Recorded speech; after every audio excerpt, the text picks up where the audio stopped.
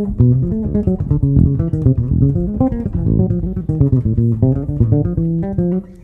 everybody, so I thought today might be kind of cool to talk about something I was covering with a few of my more advanced students in the last week.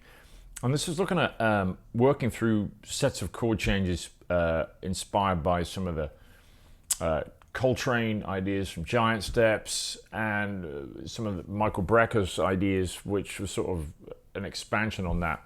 And all of that, as I've mentioned before, if you look at the Giant Steps chord progression, it's very reminiscent of the harmonic sequence in the bridge of Have You Met Miss Jones, you know, well-known jazz standard. If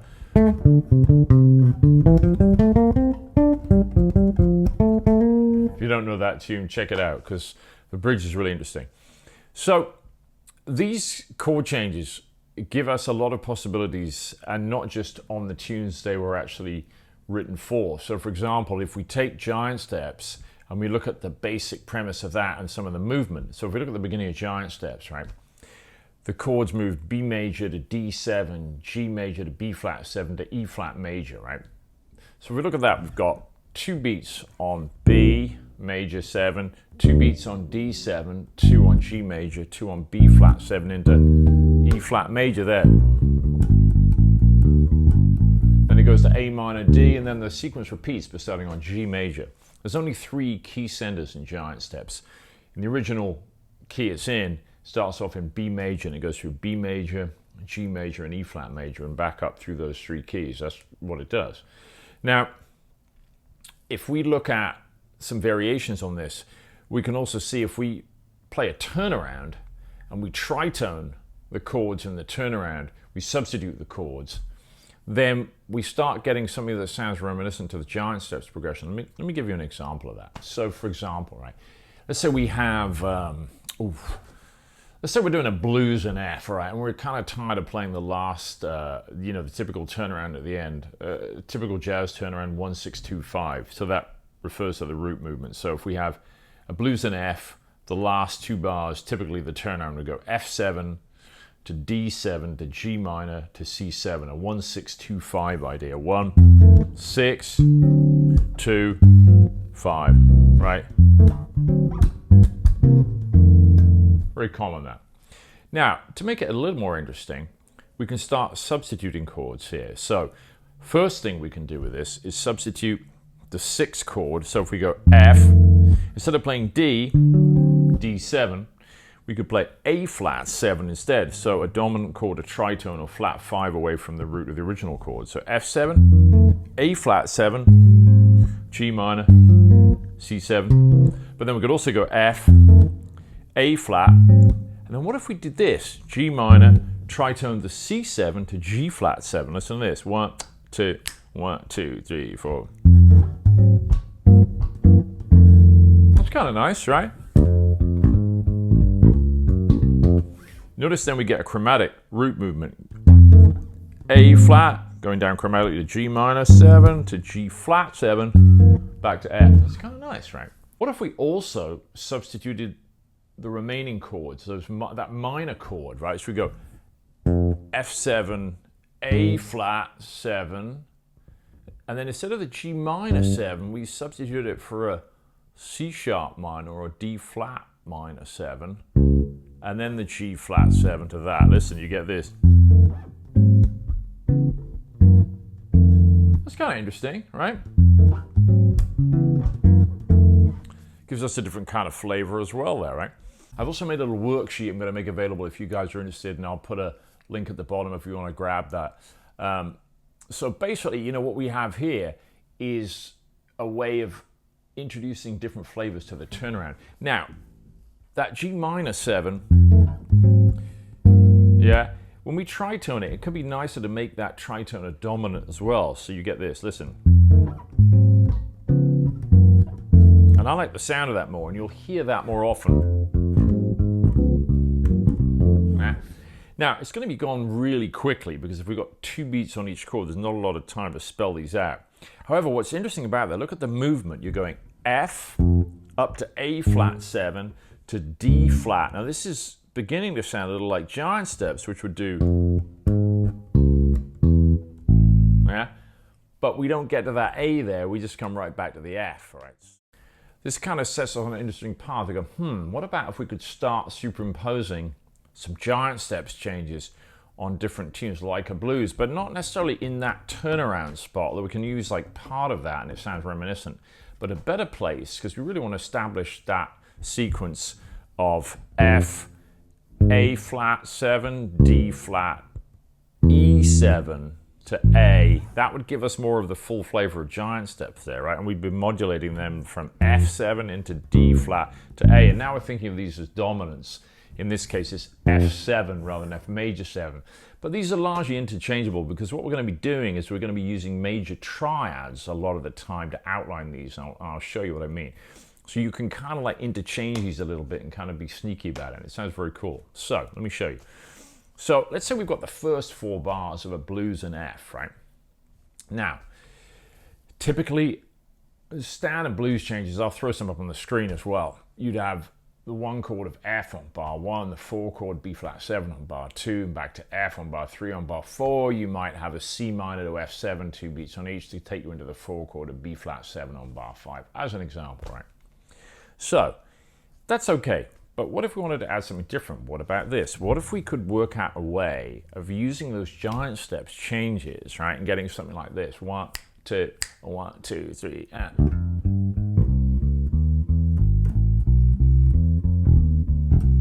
Sounds really nice to me. So what I was doing there was going F, A flat 7, right?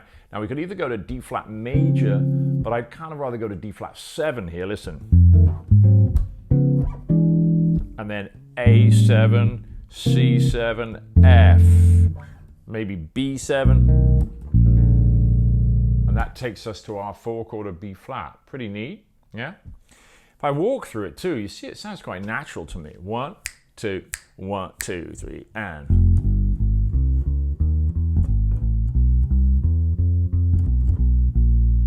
See? This worked really well. So, let's look at what I did changes-wise and how to navigate through that. So what I did here was I had F7 going to A flat 7 to D flat 7 to E7 to A7 to C7 to F. So that brings me back to my starting chord for the 4th bar, right? Because it's 2 beats for the other chords. Listen, 1, 2, 3, 4.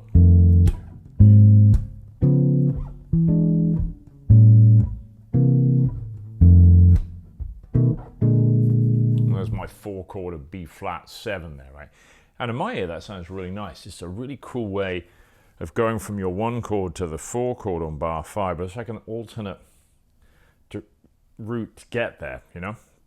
Now, how do we outline those changes? Well, when we're walking, you know, because it's like 2 chords in a bar, a lot of the time we can play the root and a chromatic passing note up into the next chord root, and it sounds okay. See, I'm just playing F, G into A flat, and then C into D flat, E flat up into E, G sharp into A, B into C, E into F, like that. Listen to that. 1, 2, 3, 4. And I'll just walk down F7. That sounds okay, just like that, right? But when we're playing, let's say, more of an 8th note based solo line, what do we do? Well, here's the thing. So let me show you. So one of the things I was getting my students to do is to use 4 note groupings for this. You've got to like scan through the changes, and we've only got 2 quarter note beats per chord in 4/4 on this. I want to get through it. Now, Coltrane on Giant Steps, one of the patterns he used was that classic 1, 2, 3, 5 root, 2nd, major 3rd, perfect 5th pattern. But if you do that all the way through all these chords, it sounds very repetitive. And I've heard guys kind of do that and they do it really fast, but it doesn't always sound that musical like that because you're playing the same pattern on every chord, right? The thing to do is find lots of variations, permutations from this, right? So I might play a line where, let's say, I'm going to play my F7 idea, and now I go to an A flat. Now, maybe I don't want to use so much of that triadic. Maybe it's a scalar stepwise move down the A flat 7, right? Now the next chord is D flat, could be D flat major if you're doing more of a Giant Steps pure thing, or I'm thinking of this F blues idea. I'm making a D flat 7 here, right? I could use a pattern that uses the root, the third, the second, back to the root. Listen to this. 1, 2, 1, 2, 3, 4. Right? Works great. Now the next chord is going to be E7. So I'm on my D flat. I've got to figure out how to outline now an E7 idea. Well, here's the D flat. Maybe I also use now a scalar descent from the E dominant scale. This could be Mixolydian, could be Lydian dominant. At this point, we're only going to play 4 notes. I'm going root, minor 7 or flat 7, 13 or 6, down to the 5th here. So check it out.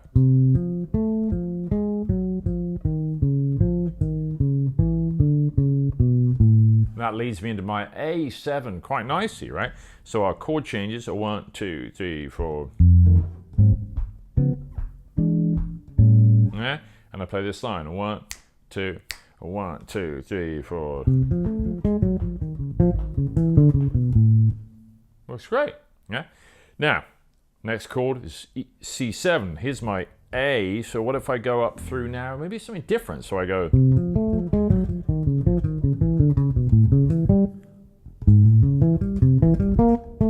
Yeah, I like this. So here I go up an A7, maybe come down a C7, and then I'm going to be back to my F7 for bar 4, right?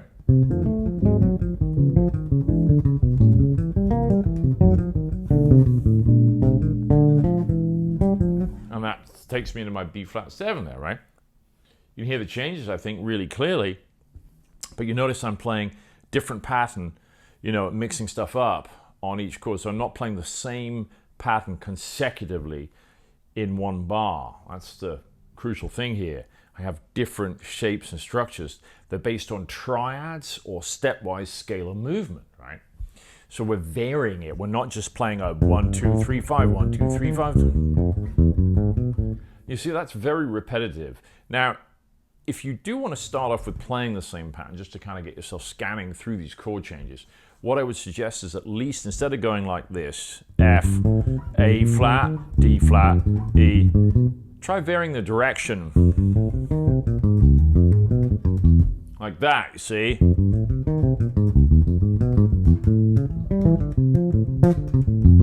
Yeah, see? That just sounds a little more musical there. So I went up 1, 1, 2, 3, 5, 5, 3, right? 5, 3, 2, 1, 1, 2, 3, 5, 5, 3, 2, 1, and so on. Now, here's the other thing I want to talk about. There's quite a lot to talk about today. I'm going to try and keep this under 10 minutes. So the other cool thing about this is, instead of just playing and shifting, this drives me crazy sometimes when people just like shift needlessly when you can play stuff without jumping all around the neck. Look, instead of going like this, look how inefficient this is if you go.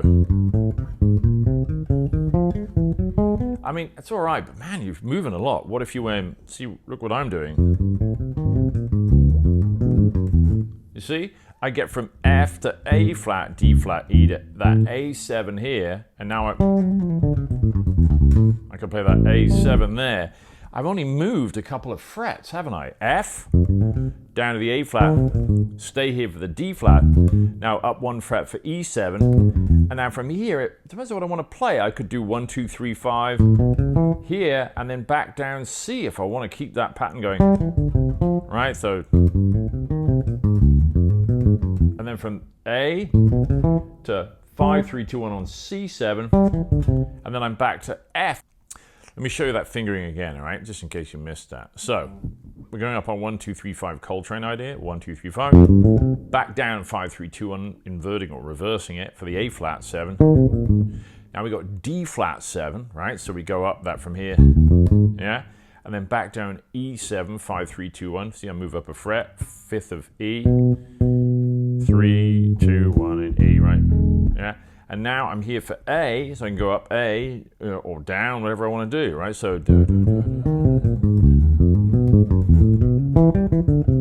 you see, and I'm back to F, right? Now on my F7, that's bar 4, a lot of different things I could do, which we're going to talk about in a second. All right, so just practicing that is going to be great for you, because you're going to start seeing different ways to play the same shape. Even if I wanted to play it all ascending, look.